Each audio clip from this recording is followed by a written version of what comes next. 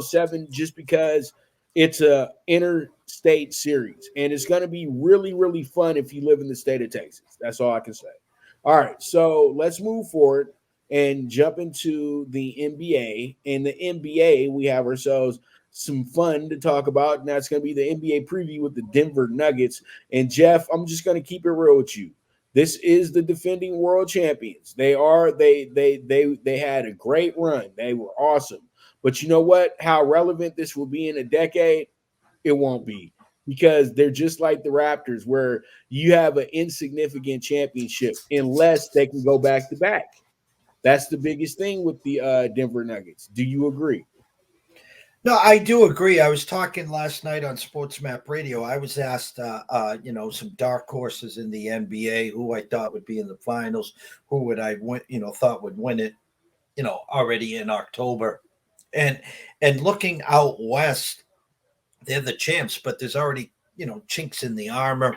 With Jokic upset that he had to play an extra 2 months and wasn't able to go out and goof around with his horses. They had a couple key players with Murray and company that are often injured. It was the perfect storm for them. Are they a good team? Hell yeah, they are. But I think there are other teams waiting in the West. Your Lakers, obviously KD and Booker and Phoenix.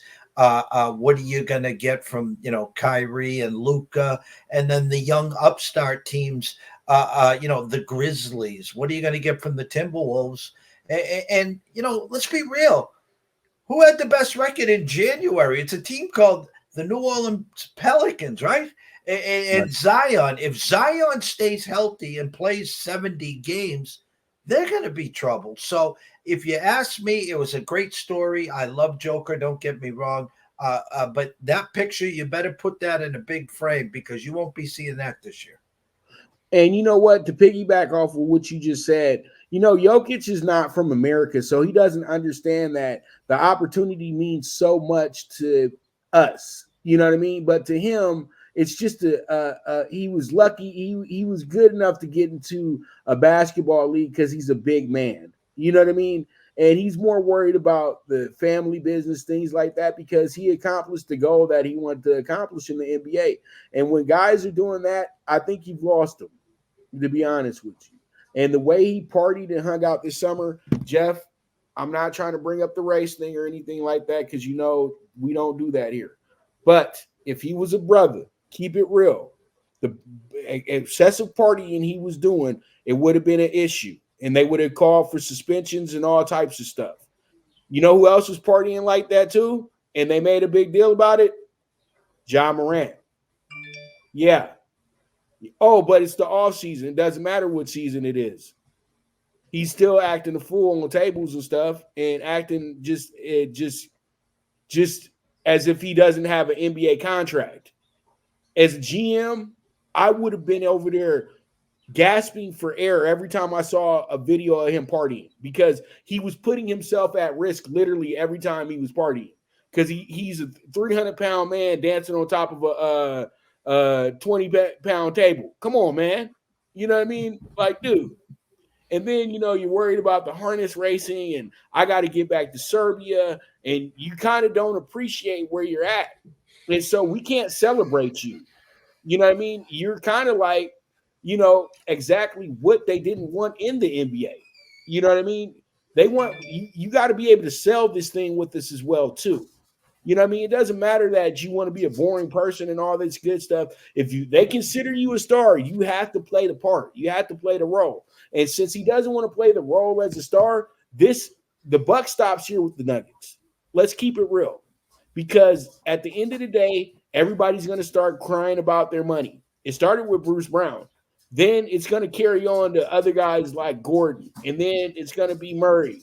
Because the only person they're willing to pay right now is Jokic. Let's keep it real. And Jokic is not as committed as people think that thinks he is. He's a great player, but he's not committed to the game of basketball the way that LeBron James is committed to the game of basketball. He's committed to playing his 82 games, a couple playoffs, and then go back home to Serbia and go dig in a horse's butt. I don't know what he's doing up there with them, but It is what it is at the end of the day, dude. And I truly do feel that it's a disservice to the Nuggets because this team could be talking about 2, 3, 4, 5 championships right now because they're probably the only team that's kept their core unit together over a good stretch of time as well, too. And so it's all going to go to waste because you got a guy that's not 100% committed to the game. It's that simple. I like the Nuggets. I had them as the best team all season last year as well, too. But it's just going to be too tough. You got Phoenix, you got the Lakers, you got the Kings, you got the Warriors, the Clippers. The list goes on and on. They're not in that top tier this year. They were lucky because everybody was hurt last season. Let's keep it real. And Phoenix didn't get it together till they got Durant. And if they would have had Durant at the beginning of the season and not by the end of the season, then they probably would have smoked the Nuggets in the playoffs as well, too. So it is what it is at the end of the day. And pretty much I do say, you know what, the Nuggets possibly will win their division again, but that's going to be about it, in my opinion. I don't think that they even really get that far. I think that they're going to be a first-round exit this year, Jeff. Real quick, what are your thoughts on that? I'll go on record. I think they have a hangover. I don't think they win the division. I don't. I don't think they win the division. I think it was a storybook season. And you talked about the championship and the partying with Ja Morant and Joker. I'll take it to another sport. Remember a few years back when the Capitals won the Stanley Cup, and every day you saw Ovechkin hugging the trophy and drunk somewhere. I mean, that guy was drunk for the whole summer, it seemed like. Right, some of these guys take it to another level. Again, I think there's a lot of youth out in the West, and I think there's some young teams that are chomping at the bit. I brought up the Pelicans. I always talk about the Timberwolves. The Memphis Grizzlies have been knocking on the door. Then you got to look at KD and Booker. And then, as much as we laugh because, there'll be 2 or 3 incidents, you still got a team in Dallas with Luka and Kyrie. We don't know how they're going to play. And so, again, hats off to Denver. It was a great year. That championship was over in June 15th or whatever the date is. And I'm hearing a lot of rumblings from a lot of sharps in our lanes here, Pops, that like what your Lakers did at the end of the season, bringing in some players. They feel the fact that if Reeves keeps moving up, and up, obviously the health of AD and LeBron playing at that high level, that you could get back there as well. So I don't think Denver wins the division this year. I don't.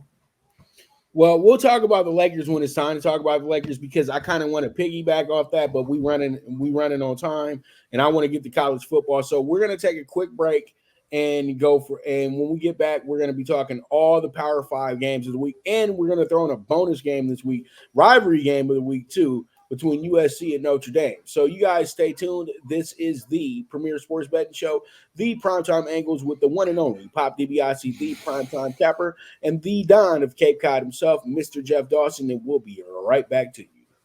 Good News Only Racing Club, led by the legendary Doug O'Neill, the trainer of 2 Kentucky Derby winners, and I'll have another in Nyquist. Also trained 2-time Breeders' Cup champ Golden Sense, who